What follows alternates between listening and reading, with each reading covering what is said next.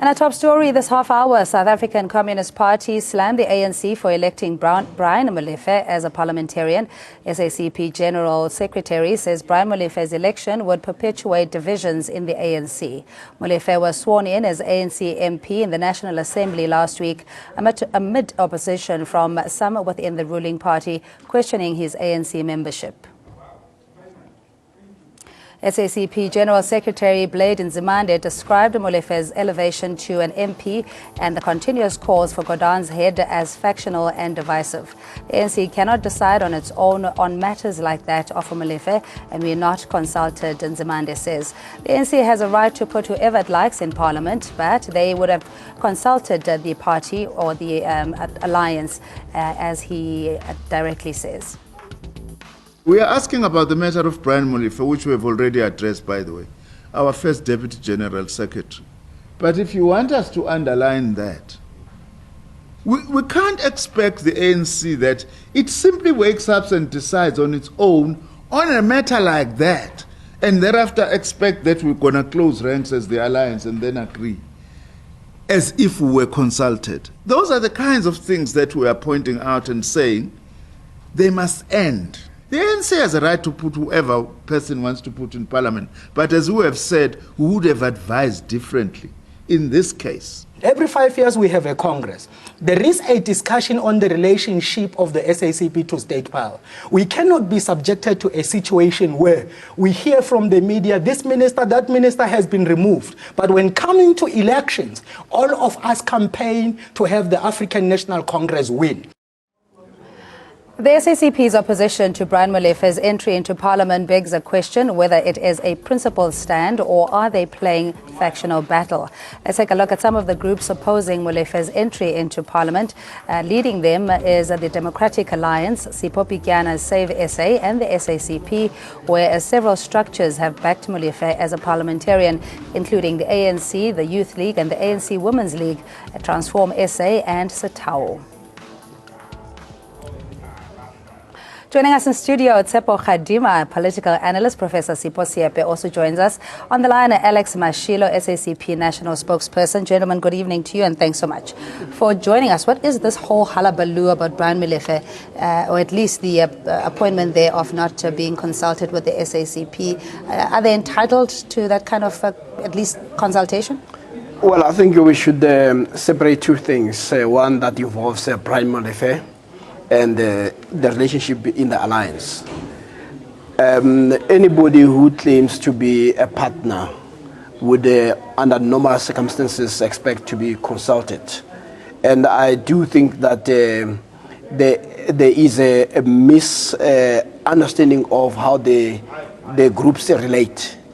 What the SACP is saying is that when people are being put in as members of parliament, at least in this case, they would have expected to have been consulted, that there would be a discussion. So on the surface, you should not see much wrong with that. But what is a concern for some people is that it appears that the SACP feels that it is not treated well. It's almost like a battered partner in a relationship. And often when they meet, this matter comes in. So if I was a battered partner, I'll also complain. But maybe it is about time that they, as they say, that they are now and then reconsidering whether they should not go it alone. Because if the only relationship you have is that of abuse, then there's nothing that holds you together. And of course, there is this view that they always say that this alliance has been created in a crucible of struggle, and it did not come cheap.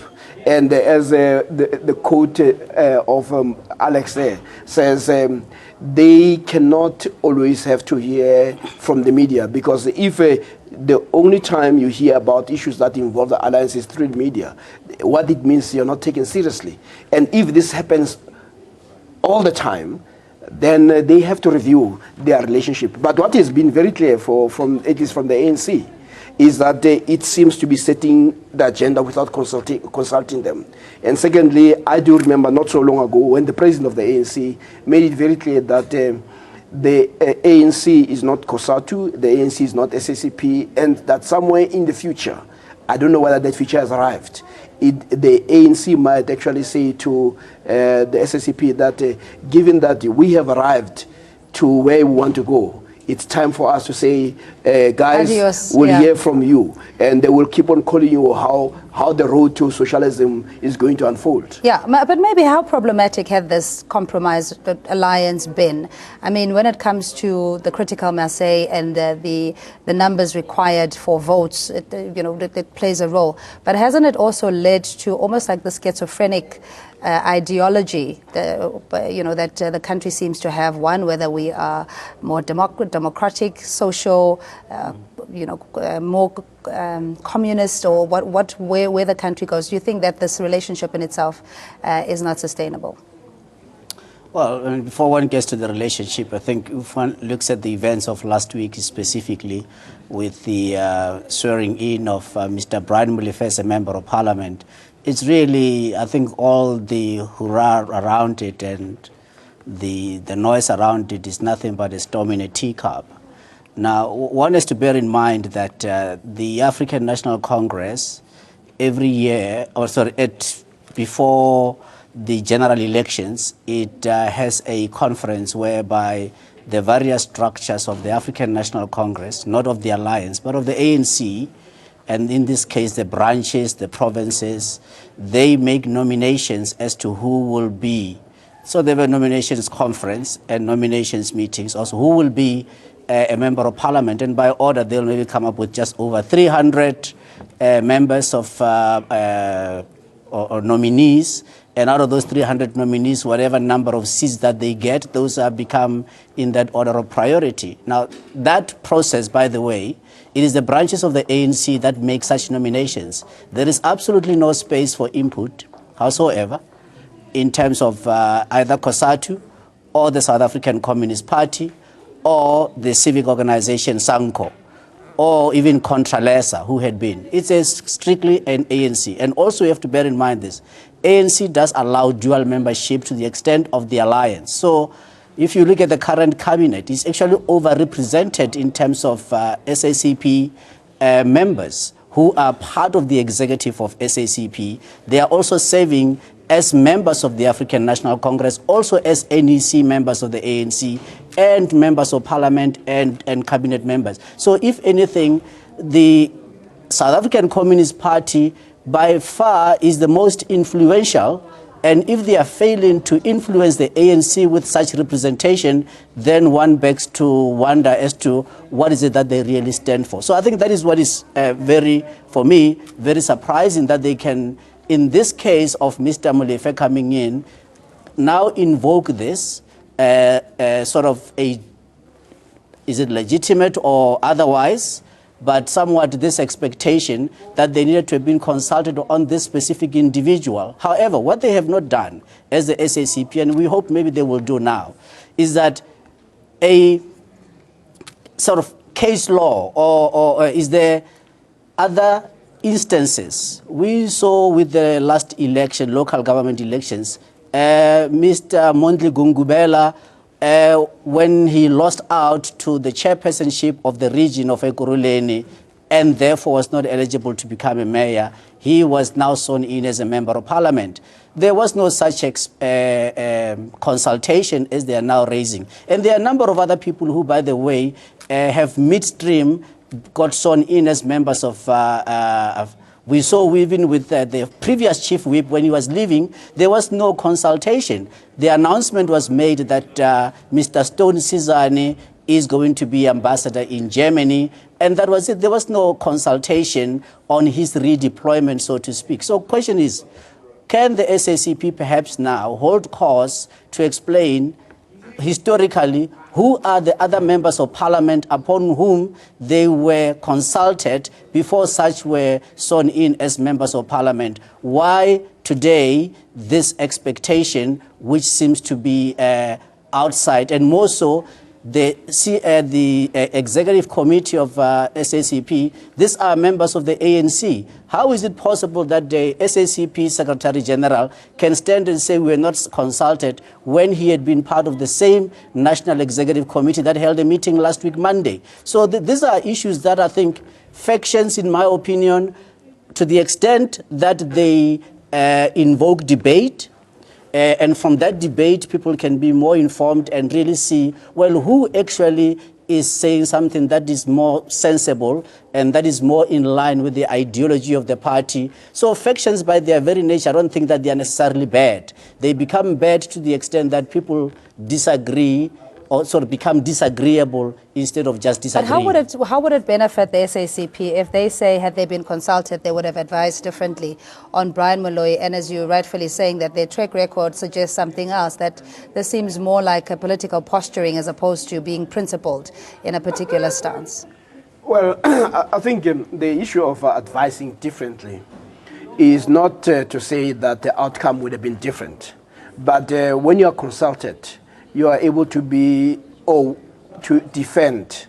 Sometimes there are people who say, this was our view, but there was a democratic vote which made us to lose. So you are able to stand there and say, look, we support this because we are Democrats, but our position was different. You are able to say that. So their argument is that right now they are not even able to say anything because of that lack of consultation. So the issue is, as members of the alliance, the question is whether these are the best ways in which you raise your issues. Because I'm beginning to get concerned. I would like to hear the SACP talk about the economy. I would like to hear the SACP talk about land. I would like to hear the SACP, when they have press conferences, to talk about bigger issues. But if every time there is a press conference, it involves individuals, it becomes very problematic, because I know that the SACP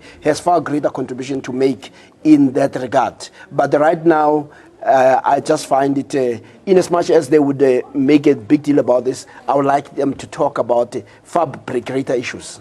Okay, and the threat to leave the ANC, how plausible is that, Sepo, in closing?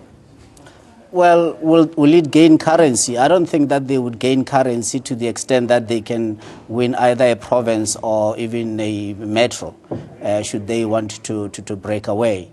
And that's really historically in terms of how they were formed, the purpose upon which SACP was formed, and how they've always played the role that they've always played in the alliance as not to be the leading party. So for me, it's nothing but just hollow talk, or is an empty threat. I can't see them being able to leave. They might threaten that. I think that is just really to leverage some sort of some benefits of staying within the alliance. But I think what Professor SACP is saying, for me, is really what is paramount to say.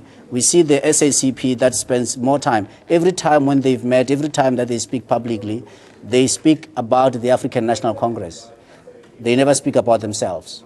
So my view is that, well, if you spend so much time speaking about the ANC, you might just as well close shop and merge with the ANC, and then have that ideology find its way in the ANC, which by its very nature is a broad church in any case. But key issues that I'm looking at, and I saw that what came out of the press statement, or at least I think all of us, we have a right to have paid particular attention to that, is the issue of saying, well, this issue of Pravin Gordhan as a minister and the people that are calling for his removal are outside the structure, and they are factionalists and all of that. For me, it misses the biggest opportunity of really looking at the issues of the economy. I cannot see an SACP that can stand here and tell the South African public that radical socio-economic transformation is not important. I cannot see an SACP that can hold course on saying that you can only transform once there is economic growth in an economy that will not grow by the 4 to 6% as per the NDP.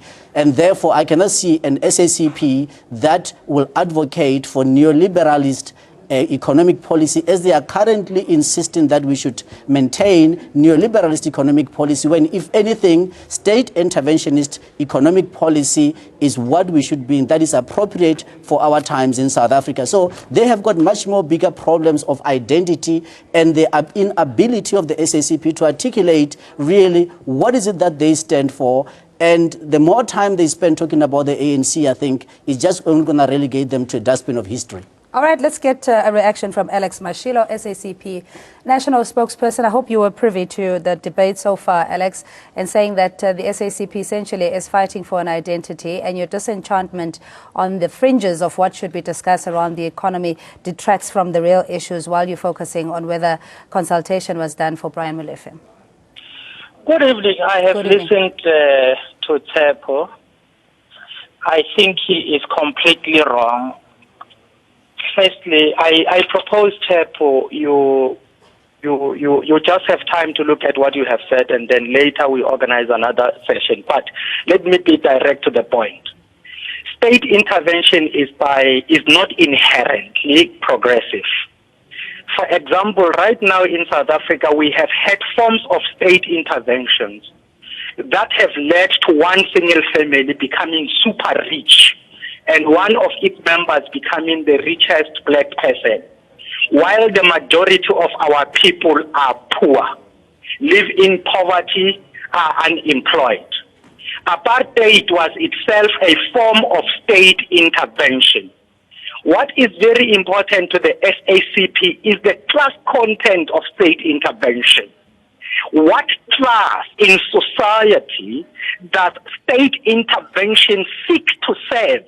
If state intervention is state intervention to serve the parasitic bourgeoisie, who will become super rich in the sea of poverty, then goodbye to that form of state intervention.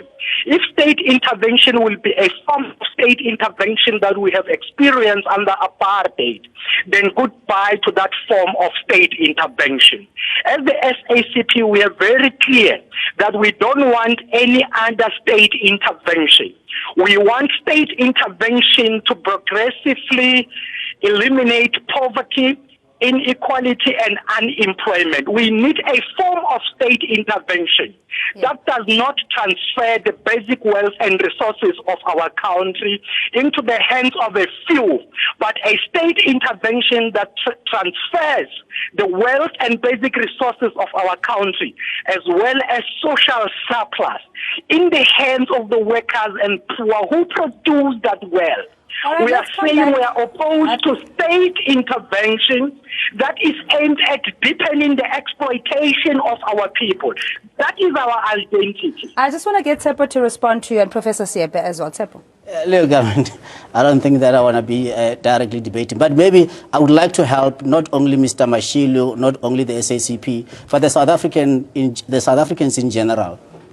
Mr. Atul Gupta, whom he is referring to as one family who has become rich, one of the richest black people, he did what no other South African is stopped from doing. Simply go and access the equity capital markets of this country, the platform being the JSE Securities Exchange Limited.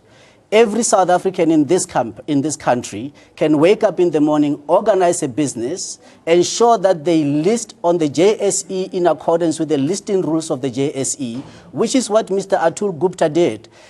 As all other South Africans who also have got companies listed on the JSE. So if Mr. Mashilo doesn't understand that, Mr. Atul Gupta is rich only on the basis of what could be extrapolated based on what is listed on the JSE, and that is a fact because I know about the equity capital markets, and Mr. Mashilo seemingly exactly doesn't know how the equity capital markets work. No, now, what we must be asking, just give him a chance. That's fine. What we must be asking is this: what are we going to do to ensure that the capital markets, both debt and equity, can be accessed to ensure that we've got new capital coming into this economy to grow productive industries, because we are sitting in an economy that is deindustrializing. And the SACP will do well in assisting this nation to say, how do we ensure that we reindustrialize? Because only when we reindustrialize that we can create jobs, only when we create jobs that the economy can grow. Sorry, but all of this Can I help holocaust you? that or Okay, one go person ahead, has become Alex. rich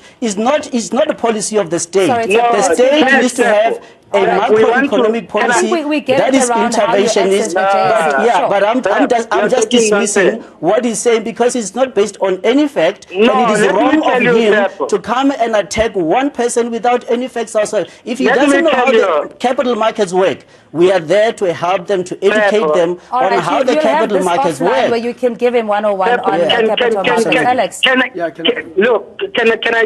intervene? TEP is talking rubbish. Money was taken from development finance institutions of the state. Tenders were paid on, which ordinary people in this country do not have. Our people who live in Squatter camp do not have the millions of money that were used to advantage that single family. We do not have access as ordinary people. What TEP is talking about capital market is completely rubbish. There was looting of state resources to advantage a few individuals while millions of our people are unemployed and live in poverty. Yeah. That is what drove the rise of this parasitic bourgeoisie to the position they find themselves, and TEP functions like a hired gun.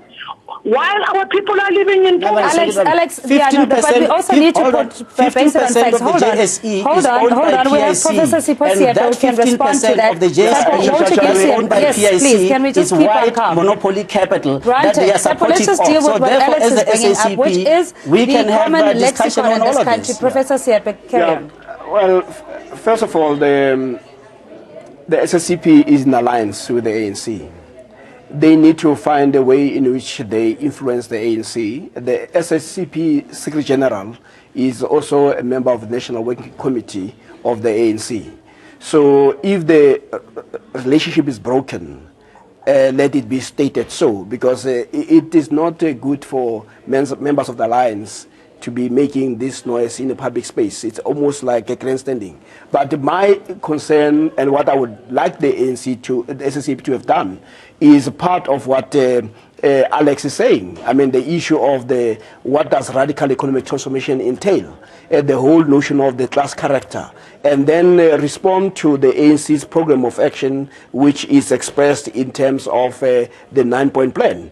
And one of their members has actually tried to put at least what I consider to be a reasonable proposition of what radical economic transformation is, which is, he pointed that it must have three things.